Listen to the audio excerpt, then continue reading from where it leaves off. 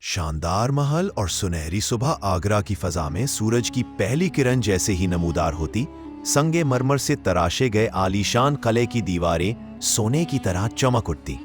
لال قلعہ، جو دربار مغلیہ کا مرکز تھا، اپنی شان و شوکت میں بے مثال دکھائی دیتا۔ اونچے دروازے، چوڑے صحن اور سنگ تراشی کے نادر نمونے دیکھنے والے کی آنکھوں کو خیرہ کر دیتے۔ قلعے کے اندر داخل ہوتے ہی مہکتے ہوئے باغات کا ایک سلسلہ دکھائی دیتا۔ ہر طرف فوارے چھوٹتے، ہوا میں خوشبو بکھرتی اور بلبلوں کی آواز درختوں کے سائے میں رس کھولتی۔ یہ صرف ایک قلعہ نہ تھا، بلکہ ایک ایسی دنیا تھی جہاں بادشاہ کی شان و شوکت ہر گوشے میں سانس لیتی تھی۔ صبح ہوتے ہی دربار کے دروازے کھل جاتے، سپاہی قطار در قطار اپنی زرہیں پہنے کھڑے ہوتے۔ ان کے ہاتھوں میں تلواریں، نیزے اور سنہری ڈھالیں ہوتی جو سورج کی روشنی میں جگمگانے لگتی۔ دربار کی طرف جانے والا ہر شخص پہلے ان سپاہیوں کے رعب و دبدبے سے متاثر ہوتا۔ بادشاہ کے تخت طاؤس کی جھلک ہر کسی کا خواب تھی کہ یہ تخت اپنے اندر جواہرات کی ایک کہکشاں سمیٹے ہوئے ہے۔ ہیروں، لال، زمرد اور نیلم کے جڑاؤ نے اسے ایک ایسا شاہکار بنا دیا تھا۔ جب بادشاہ اس تخت پر جلوہ افروز ہوتا تو گویا زمین پر ایک آسمانی منظر اتر آتا۔ دربار میں وزیروں، امیروں اور نوابوں کا ہجوم لگتا۔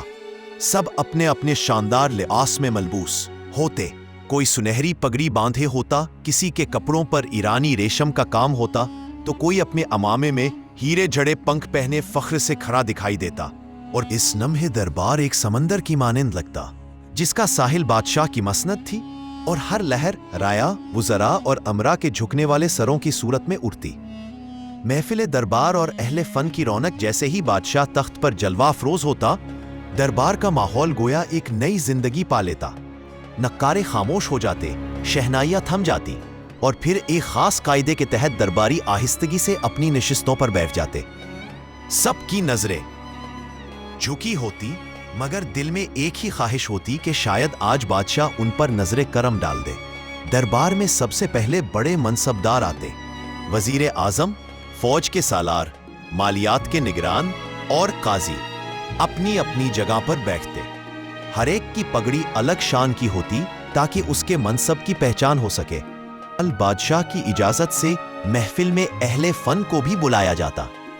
کوئی شاعر اپنی غزل پیش کرتا، کوئی قصیدہ سناتا۔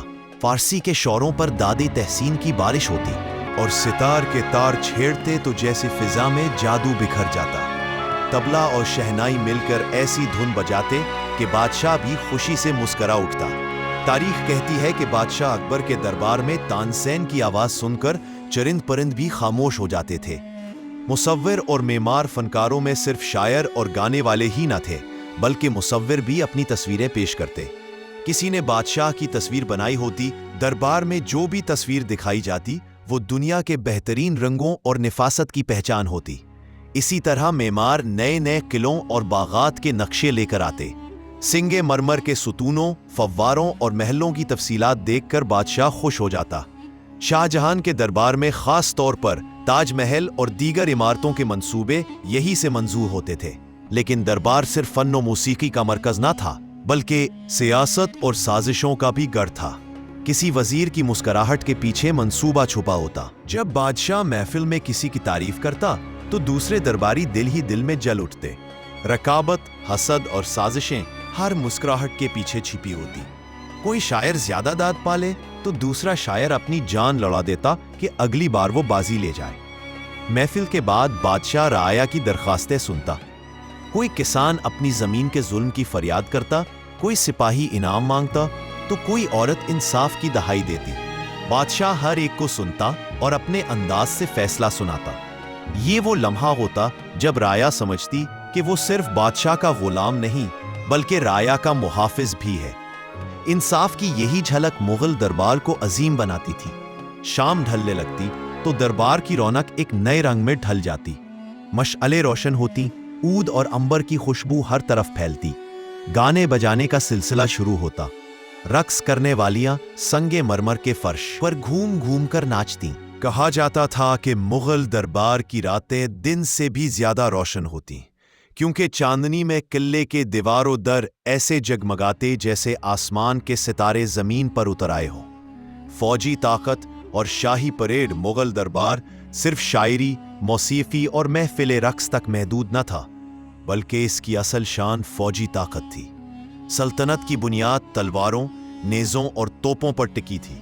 یہی وہ قوت تھی جس نے مغلوں کو دہلی کے تخت پر بٹھایا اور صدیوں تک انہیں برقرار رکھا۔